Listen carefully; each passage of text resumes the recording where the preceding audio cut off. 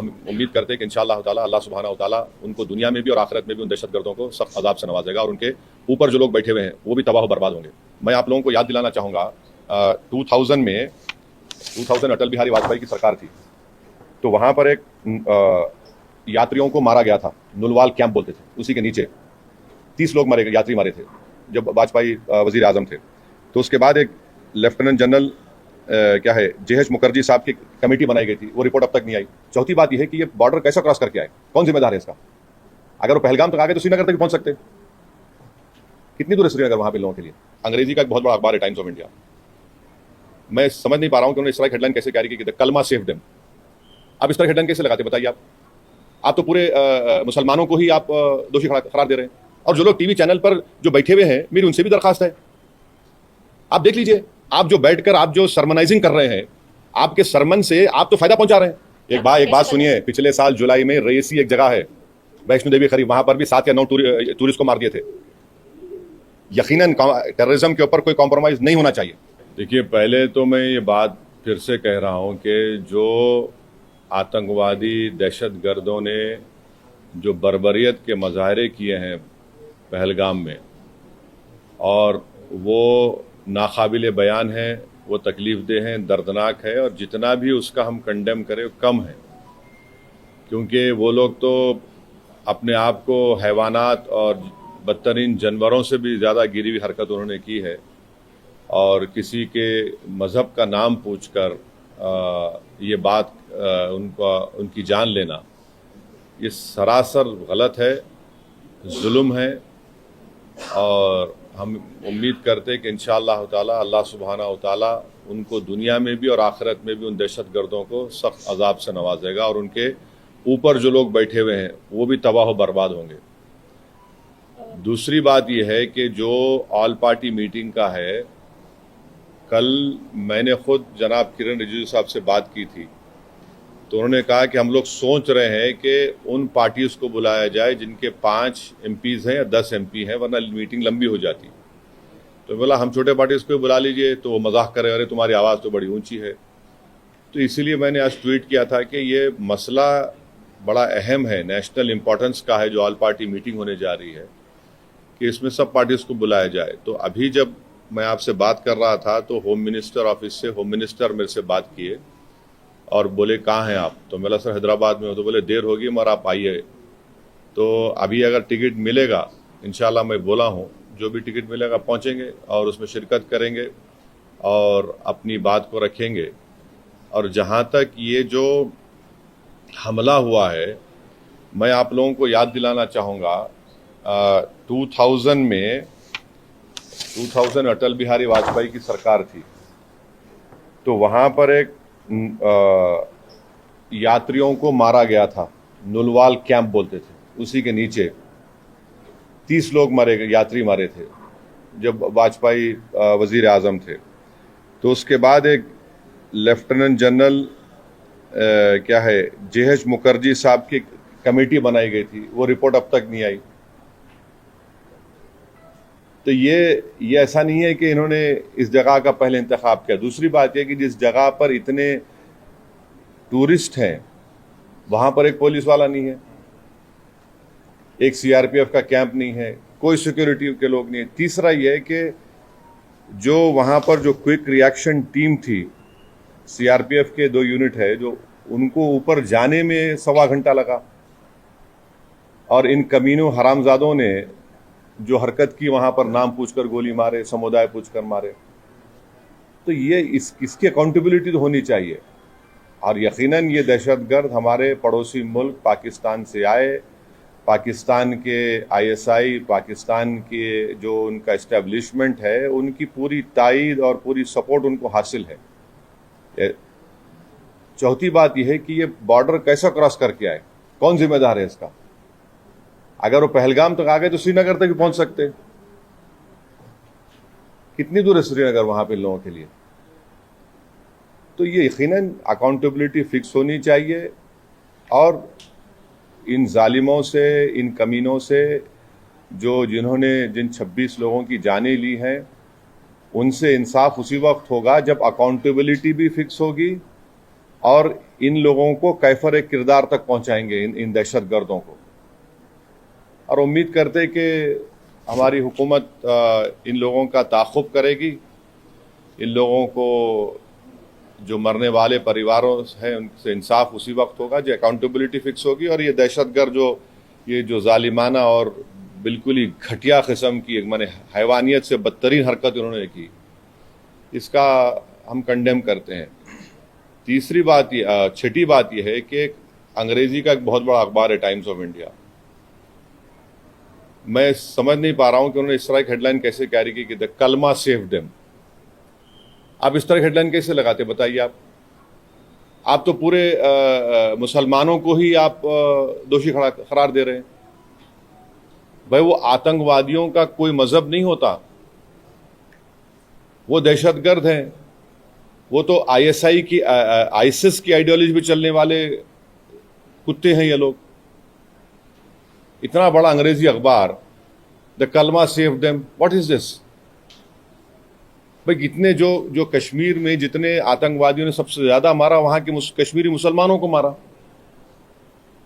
सबसे ज्यादा मरने वाले वो है वहां पे, तो उसके बारे में क्या बोलेंगे आप?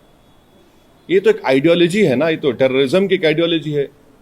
तो बड़ी अफसोस की बात है कि इतना बड़ा अंग्रेजी का अखबार होकर आप इस तरह की हेडलाइन कैरी करते थे, कलमा सेव देम और द कलमा was the difference. You cannot carry such headlines. You cannot generalize the whole great religion of Islam. तो नहीं सुन तो लीजिए। अगर आप ऐसा ही इस तरह की अगर आप हेडलाइन लिखेंगे तो आप तो जो कमीने शैतान बैठे हैं पाकिस्तान में उनको तो खुश कर रहे हैं आप, उनको तो खुश कर रहे हैं आप। अफसोस की बात है ये। द कलमा वाज द डिफरेंस। आप देखिए हेडलाइन जो है वो उस तरह की हेडलाइन हो सकती है किसी की। और आखिरी बात यह है कि कल शाम में 6:30 बजे तेलंगाना के चीफ मिनिस्टर एक all party candle light march necklace क्या है वो पीपुल्स प्लाजा के पास करने वाले हैं। मैं हैदराबाद की आवाम से, तेलंगाना की आवाम से अपील कर रहा हूं कि आप हजारों की तादाद में उसमें कल शिरकत करिए। हमको एक होकर इस अपने मजहब पे चलते हुए उसके बावजूद भी हम इस बात का ख्याल रखें कि ये हमारे देश का मसला है, मुल्क का, वतन अजीज का मसला है। हम तमाम को वहाँ पर जमा होना है। चीफ मिनिस्टर खुद उसकी लीड करेंगे। हमारी पार्टी भी, हमारे पार्टी के एमएलएज भी, जितने हमारे मेंबर्स हैं, बल्कि जितने जो टेररिज्म के खिलाफ हैं और जो इस मुल्क से मोहब्बत करने वाले हैं, मैं उनसे उम्मीद करता हूँ कि वो हज़ारों नहीं लाखों की तादाद में वहाँ पर जमा हो। और हमारा वहाँ पर जमा होना ना सिर्फ हम खराज अक़ीदत पेश करेंगे उन मरने वाले ख़ानदानों को, बल्कि हम उन लोगों को भी पैगाम देंगे जो दहशत गर्दी के ज़रिए इस मुल्क में हिंदुओं और मुसलमानों में नफ़रत की दीवारों को और इजाफा करना चाहते हैं। तो टेररिज्म के ख़िलाफ़, भाईचारगी के ख़िलाफ़ और कश्मीर के कश्मीरियों के लिए भी हमको ठहर कर बोलना है। आप किसी एक इलाके के, कश्मीर हमारा अटूट हिस्सा है और हमेशा रहेगा, तो कश्मीर की ज़मीन पर बसने वाले लोग भी हमारे अटूट हैं, इनको भी हमको कॉन्फिडेंस देना है। अब आपका कोई सवाल है तो बोलिए, मुझे जल्दी जाना है।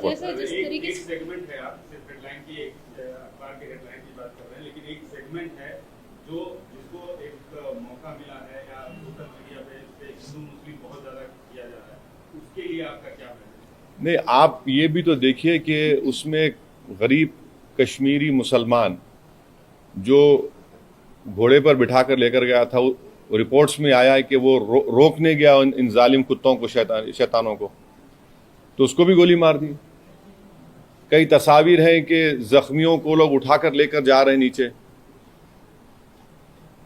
आप अगर जो लोग सोशल मीडिया पर ये जो बदगुमानी और जहर फैला रहे हैं वो पाकिस्तान को और एलईटी को खुश कर रहे हैं, याद रखिए आप। वो ये कहना चाहते कि कोई हिंदू कश्मीर को नहीं आ सकता, तो आप उनको कामयाब कर रहे हैं इस तरह की बकवास करके। आप भाई, आपको अगर नफरत है किसी से तो फिल वक्त रुक जाइए। वक्त नहीं नफरत दिखाने का, ये वक्त हमको एक सीसा पीला हुई दीवार की तरह खड़े होकर उन तमाम ताकतों को एक पैगाम देना है। आप तो उनको कामयाब कर रहे हैं इस तरह की बकवास करके। वो जो चाह रहे थे आप उनको मदद कर रहे हैं। आप एक बात समझिए कि कितने कश्मीरी मारे गए, तो उनका क्या मजहब था? मुसलमान भी थे वो। सबसे बड़ा नुकसान तो उनको हुआ है, उनको ही होगा कल के बाद। तो आप वो जो दुश्मन चाह रहा है वो चाल में उनको कामयाब होने दे रहे आप इस तरह की बकवास करके। और जो लोग टीवी चैनल पर जो बैठे हुए हैं, मेरी उनसे भी दरखास्त है, आप देख लीजिए। आप जो बैठकर आप जो सरमनाइजिंग कर रहे हैं, आपके सरमन से आप तो फायदा पहुंचा रहे हैं। हाँ बोलिए बोलिए बोलिए। प्रधानमंत्री ने एश्योर किया है पब्लिक मीटिंग में कि अब आतंकवादियों की जो बची खुची जमीन है वो भी अरे ले लीजिए ना भाई, कौन रोक रहा? हम तो बोल रहे हैं लो बोल के कई मरतबा। ये बात पीओके ले लीजिए जाकर, वो इलाका भी लीजिए जो चीन के पास है। पीओके का इलाका पाकिस्तान ने चीन को दे, वो भी ले लीजिए। बराबर लेना चाहिए, छोड़ना नहीं चाहिए उसको। बिल्कुल लीजिए, उसमें क्या बात हो रहा है? क्या है? हमने तो इंडस वाटर ट्रीटी को भी खत्म कर दिया, वो रोक लगा दी उसके ऊपर। तो अब ये बताइए पानी कहाँ रखेंगे हम लोग? डैम बनाना पड़ेगा ना आपको, पानी कहाँ रखेंगे? दूसरी बात यह है कि झेलम चिनाब का मामला है, तो बागलियार हमने बनाया। अब ये जो चिनाब का मामला है पूरा पहाड़ी इलाका है, समझे आप? पहाड़ी इलाका है। और जो झेलम का इलाका है तो आपको फिर लैंड एक्विजिशन करना पड़ेगा पानी के लिए। करिए आप, बहुत अच्छा है। जो आप कर सकते करिए, मगर अकाउंटेबिलिटी फिक्स करिए। इस बात को याद रखिए कि हमने सर्जिकल स्ट्राइक भी किया, बालाकोट भी किया हमने। और 2000 में अटल बिहारी वाजपेयी के जमाने में नुलवाल कैंप में 30 यात्रियों की यही पहलगाम में मौत हुई थी। किसके ऊपर अकाउंटेबिलिटी फिक्स होगी? आखिर ये लोग कैसे आए? अगर पहलगाम तो आ गए तो श्रीनगर भी जा सकते हैं लोग। तो ये अकाउंटेबिलिटी फिक्स होना जरूरी है। डिटरेंस पॉलिसी हमारी देखना जरूरी है। और ये जो हरकत किए ये कुत्ते, इनको सजा मिलना जरूरी है। और असल इनसे ऊपर जो शयातीन बैठे हुए हैं, जो हमेशा ही नहीं चाहते कि ना भारत में ना कश्मीर में अमन रहे, इनको जड़ पेड़ से इनको सबक सिखाने की जरूरत है। ये सिर्फ मेयर रेटरिक नहीं होना चाहिए, बल्कि ग्राउंड पर उम्मीद करते कि एक्शन होना। और मैं ऑन रिकॉर्ड कह रहा हूं कि होम मिनिस्टर जो जाकर मिले विक्टिम फैमिली से, अच्छा किए। वो आसान काम नहीं था मगर अच्छा किए। मगर उन विक्टिम्स को ये नहीं है कि हम भूल जाएं थोड़े दिन के बाद। उन मरने वालों के परिवार के आंसू रायगा नहीं जाने देना चाहिए। और कई ऐसे वीडियोस है कि जो लोग जिनको पनाह दिए, कश्मीरी मुसलमान पनाह दिए उनको, वो भी तो देखिए आप। सर ये जो मेजर्स लिए, ये जो मेजर्स लिए एससी सार्क जो स्कीम में वीजास है उसको इमीडिएटली कैंसिल करना, रद्द करना, और 18 को बंद करना, और आप जैसा बोले झेलम, चेनाब, ब्यास, ये नदियों को कैसे रोक पाएंगे? मतलब डैम तो बनाएंगे। नहीं ठीक है। देखिए वर्ल्ड बैंक इसका वो इंश्योर करता, तो आप करिए ना। हमको इतना से पानी कहाँ रखेंगे वो भी तो देख लीजिए। क्योंकि जो Chenab area is a mountainous area, and ये नदी जो जाती चेनाब की, वो माउंटेन से जाती। झेलम का जो है वो जमीन पर जाती, तो आपको डैम तो बनाना पड़ेगा। इंडस का जो है वो उधर अलग एरिया, वो तो अलग छोटा सा एकदम। वो सर ये कैसा देखती है मेजर्स को? ये काफी है पाकिस्तान की जो दहशतगर्दी। एक बात सुनिए, मैं प्राइम मिनिस्टर से एक सवाल ये कर रहा हूं कि जनवरी 2025 तक पहलगाम में उस मुकाम पर 2 सीआरपीएफ की यूनिट थी, अब क्यों नहीं है? क्यों हटाया गया उनको? पूछ लीजिए। सही है तो सही है बोलिए, गलत है तो गलत बोल दीजिए। जो बेसान मीडोज है, क्या हुआ वहां पर? फिर नीचे से जो क्विक रिएक्शन एक्शन टीम को 1 घंटा लगा ऊपर जाने के लिए, और ये कमीने कुत्ते जो है नाम पूछकर मार रहे थे लोगों को, मजहब पूछकर मार रहे थे। अकाउंटेबिलिटी तो फिक्स होनी चाहिए भाई। अभी नहीं, देखिए अगर आप लोगों के सोर्सेस में प्राइवेट जेट है तो बोलिए, बैठ के जाएंगे, टिकट मिला तो जाएंगे। आप लोग बड़े ज्ञानी हैं, पावरफुल लोग हैं आप लोग। बदला कैसे होगा, क्योंकि लोग आज आम जनता जो है जो सड़कों पर उतर रही है, कैंडल मार्च कर रही है, विक्टिम्स जो है सब ये कह रहे हैं कि बदला इस बार तो लेना चाहिए, हर बार की तरह से लेना चाहिए। एक बात सुनिए, पिछले साल जुलाई में रईसी एक जगह है वैष्णो देवी करीब, वहां पर भी 7 या 9 टूरिस्ट को मार दिए थे। यकीनन टेररिज्म के ऊपर कोई कॉम्प्रोमाइज नहीं होना चाहिए, मगर अगर आप दावे करेंगे खत्म हो गया तो कहां खत्म हो रहा। अकाउंटेबिलिटी फिक्स करिए भाई, बस अकाउंटेबिलिटी आप फिक्स करिए। तो हम लोग ये मान सकते हैं कि ऑल पार्टी मीट में एमआईएम की तरफ से ये मसला रहेगा अकाउंट। जो यहां बोला हूं ये बोलूंगा, और जो वहां बोलूंगा वो बाहर आके नहीं बोलूंगा। इंटरनेशनल लेवल पे किस तरीके से प्रेशर बन सकता है आपको लगता है? प्राइम मिनिस्टर ने अभी पब्लिक मीटिंग में एक बात सुनिए, ये टाइम जो है ना नेशन को देखने का है। जो भी नेशनल इंटरेस्ट में सिक्योरिटी के लिए, कश्मीरियों की तहफ़्फ़ुज़ के लिए जो भी स्टेप गवर्नमेंट उठाती है, एमआईएम पार्टी उसको सपोर्ट करेगी। बाद में हमारी जो शिकायतें हैं नहीं हैं वो बोलते रहेंगे, मगर एज ऑफ नाउ इस क्रिटिकल टाइम पे हम सबको एक होकर ये काम करने की जरूरत है। इंटरनेशनल लेवल पे किस तरीके से? इंटरनेशनल लेवल पे तो सरकार कर रही है ना, सरकार कर रही है। वॉट एवर स्टेप्स जो which have been taken in the cabinet committee on security, we welcome it, ठीक है। जो स्टेप लेना है। आप ये अलाउ तो नहीं कर सकते, मगर हम यही चाह रहे हैं कि कहीं ना कहीं अकाउंटेबिलिटी फिक्स हो, मगर नेशनल इंटरेस्ट में तो हमको एक होने का है।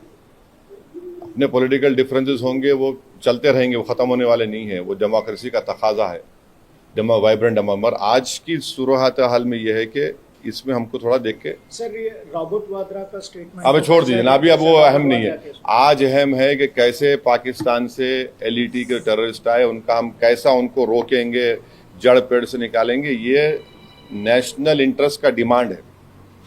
आप नेशनल इंटरेस्ट में हमको देखना है। सर, अकाउंटेबिलिटी फिक्स होनी चाहिए बोलकर आप कह रहे हैं, तो ये अकाउंटेबिलिटी कैसे फिक्स होना चाहिए, मतलब क्या क्या मेजर्स लेना चाहिए, आपकी तरफ से क्या डिमांड्स रहेंगे, आप सेंट्रल गवर्नमेंट? देखिए, अकाउंटेबिलिटी फिक्स होनी चाहिए, वो जो समझने वाले समझ जाएंगे। Okay, thank you. अब जाने प्राइम दीजिए। मिनिस्टर ने कहा है कि we will identify, track and definitely we welcome it, please do it. जड़ पेड़ से निकालकर फेंकिए इन शयातीन कुत्तों को। बोल रहे हैं कि मिट्टी में मिला देंगे। बिल्कुल मिट्टी में नहीं, बल्कि पहाड़ में मिला दीजिए उनको। आप चूरा चूरा कर दीजिए उन लोगों को। ये नेशनल इंटरेस्ट में हम कह रहे हैं आपसे, बिल्कुल रोकिए ना, रोकना चाहिए। मजाक है क्या? बोलिए आप, कैसा अरे आप वो खाली पढ़ेंगे, देखेंगे वो दर्दनाक नज़ारों को तो आप बेचैन हो जाते हैं। क्या गुजर रही होगी उस बच्ची पर जो अपने पति की लाश के बाजू खड़ी हुई है। आज और हम तो बड़ा सब जने बातें करते हैं, मगर जिंदगी गुजार रहे हैं। कौन पूछता क्या है उनको? एक्सग्रेशिया मिलेगा, उसके बाद क्या होगा? उनका तो बहुत बड़ा नुकसान हो गया ना। विवाह हो गए, लोग हनीमून मनाने गए। अब बताइए, कोई शादी करके जा रहा है कि ये क्या है? ये तो डेफिनेटली जो सख्त से सख्त एक्शन ले सकते हैं प्राइम मिनिस्टर, उनको लेना चाहिए और जड़ पेड़ से खत्म होना। और इसमें कश्मीरियों का फायदा है। आप बताइए, पूरा टूरिज्म इंडस्ट्री बर्बाद। मैं गया था 3 दिन पहले, हमारे एमएलए इम्तियाज जलील के बेटे का निकाह था। जगह नहीं है आपको वहां पर, श्रीनगर में इतने शादियां लोग आके कर रहे थे वहां पर। अब सब नुकसान होगा ना। मिल्लत टाइम्स को जारी रखने और मजबूत बनाने के लिए हमारी आर्थिक सहायता कीजिए। ये एक आजाद मीडिया हाउस और कमजोरों की आवाज है। आप हमें देखें, सुने, पढ़ें और हर महीने ज्यादा नहीं, सिर्फ 100 रुपए से मदद करें। डिटेल्स डिस्क्रिप्शन में मौजूद हैं।